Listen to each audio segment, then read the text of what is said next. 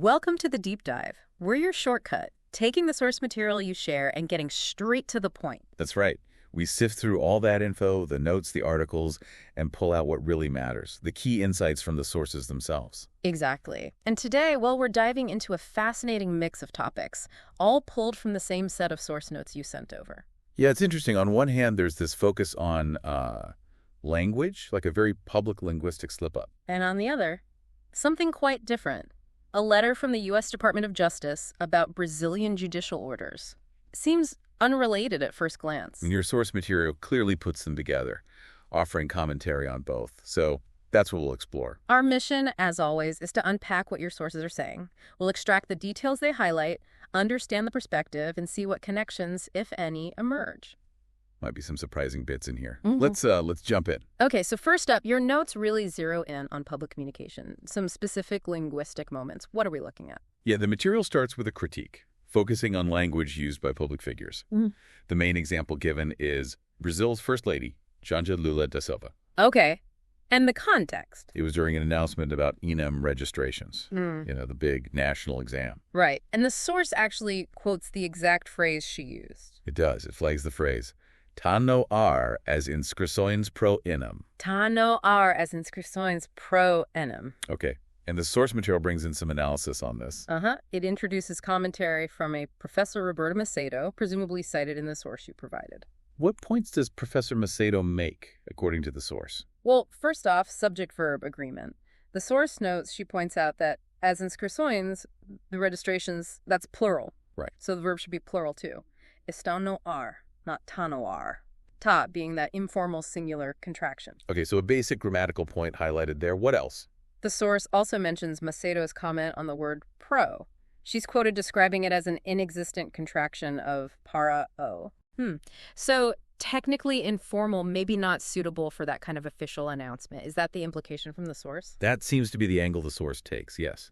Focusing in on formal correctness. And there was something about pronunciation, too. Yes. The source points out an error with the word gratuita, meaning free. Apparently, the Minister of Education pronounced it incorrectly, stressing the gratuita. Okay. And the source notes that Janja then repeated the same incorrect pronunciation. And the source gives the correct way, citing Macedo again. Yeah, just Macedo indicates the correct stress is gratuita. Interesting. So the source material really zooms in on these details. What's the bigger picture commentary here from Ricardo Dias? He seems to be the main voice in your notes on this. Dias, according to your source, uses these examples to make a broader point. He's critical of public figures, suggesting they're setting a poor example linguistically. And the source material uses some pretty sharp language itself when quoting or paraphrasing him, doesn't it? I saw a note about first illiterate of the Republic. It does mention that phrase in relation to Janja, yeah. It's presented as a sort of ironic echo of the derogatory term sometimes used for her husband. The source basically questions, if leaders need to adopt super informal, even grammatically questionable language to connect with people.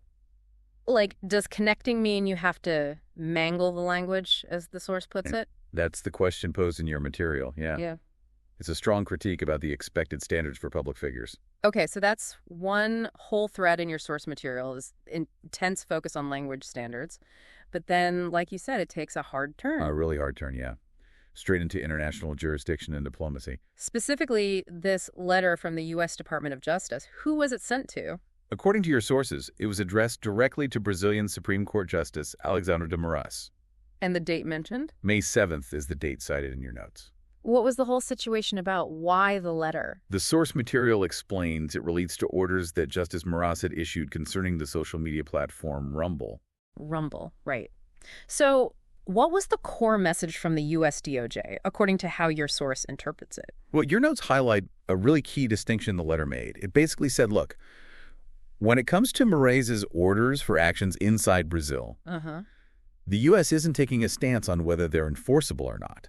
That's, and this is the phrase used in the source, a matter of Brazilian law. Okay, seems fair enough. Hands off on internal Brazilian matters, but, and this is the crucial part, according to your source, the letter then addressed orders demanding actions within the United States. Ah, okay. And what did it say about those? It stated pretty clearly based on your source's account, that directives ordering Rumble, which, remember, is a U.S. company, to do specific things in the U.S. Well, those are, quote, not enforceable judicial orders in the United States. Not enforceable just like that. Did the source say why? Yes. Your notes explain the letter specified that for such orders to actually be enforced in the U.S., they need to go through, quote, successful procedures of recognition and execution in the United States. Meaning, like a formal U.S. court process, not just a direct order from Brazil. That's exactly the interpretation presented in your source material. It implies Moraes couldn't just directly command a U.S. company to act on U.S. soil. And does your source give examples of what kinds of orders Moraes was issuing that involved the U.S.? It does. Your notes mention demands for user data on Allan dos Santos, who the source explicitly notes resides in the U.S. Okay. And also orders to block financial transfers to him, presumably transfers happening via systems operating within the U.S. So the core issue highlighted by your source wasn't Moraes issuing orders per se, but him directly ordering a U.S. entity to take actions inside the U.S., kind of sidestepping the usual international legal cooperation channels. That's precisely how your source frames the situation and the U.S. DOJ's reaction. The problem was the direct command for action on U.S. territory. Okay, so given that message, that distinction between actions in Brazil versus the U.S., how does your source material read the tone of this letter? How significant was it in their view? Oh, the interpretation in your source is that this was pretty major. It's described using words like a significant reprimand or even a lesson being delivered to Justice Moraes. A lesson in what? Jurisdiction? Essentially, yes. A lesson about the limits of his judicial authority outside of Brazil and how the source presents it. And Ricardo Dias, the main voice in your source, he had a pretty blunt take on it. Extremely blunt. Your notes quote him saying that despite the formal, respectful language of the letter itself, the underlying message was basically like calling Moraes a rookie. Wow, okay. Or even more bluntly, telling him he has, quote, zero authority to issue direct orders for actions inside the U.S. That's Dias's interpretation from your source. Strong words. Does the source bring in any other perspectives on the letter's significance? Yes, it mentions a CNN analyst, Lorival Sanana. According to the source, Sanana found the whole thing quite unusual, especially this kind of direct communication between the U.S. and Brazil, which are supposed to be partner democracies. Unusual how? Santana apparently noted, based on your source, that the U.S. usually reserves this kind of direct, somewhat corrective diplomatic note for, say, dictatorships. So for it to happen with Brazil was seen by him as, quote, quite serious. So your source material definitely paints this as a weighty diplomatic communication, a clear signal about perceived overreach. And, the source material doesn't just stop at the letter itself. It then pivots again to critique how this whole incident was covered in the media. Right, specifically focusing on some segments from CNN Brazil based on your notes. Yes. And Ricardo Dias, again, is presented in your source as having a very strong critique of that coverage. What were his main points against the CNN reporting, according to your source? Well, first he argues the CNN anchor got the reason for the U.S. letter wrong. Totally misrepresented it, in his view. How so? What did Dias say the anchor claimed versus what Dias believes the real reason was? According to Dias, in your source, the anchor suggested the U.S. letter was a response to Moraes suspending Rumble in Brazil. Just the suspension itself. Oh. But Dias insists, no, that wasn't it. He argues, based on the source, that the letter was specifically triggered by Moraes' orders directed at Rumble for actions inside the U.S., the data requests, the financial blocks concerning Allan dos Santos there. So a fundamental disagreement presented in the source about the cause of the letter. What else did Dias take issue with in the CNN report? He also disputed a claim made by the anchor about Brazilian law. The anchor apparently stated there's a general Brazilian rule that forces all international companies operating in Brazil to have a local legal representative. And Dias disagrees. Strongly, according to your source. He's presented as arguing that Moraes basically invented this rule, or is at least misapplying it, specifically to, in Dias's words from the source, persecute companies. He even demands proof, asking where exactly this supposed rule is written down. So challenging the legal basis presented on CNN, does the source material include any broader commentary from Dias about the Brazilian mainstream media? Oh yeah, it includes some sweeping critiques. Your notes show him describing the mainstream media there in very harsh terms, full of fake news, constantly twisting information. Okay. He also accuses it, based on the source, of having a history of manipulating the Brazilian population and claims they now want to censor the internet precisely to maintain that control over information.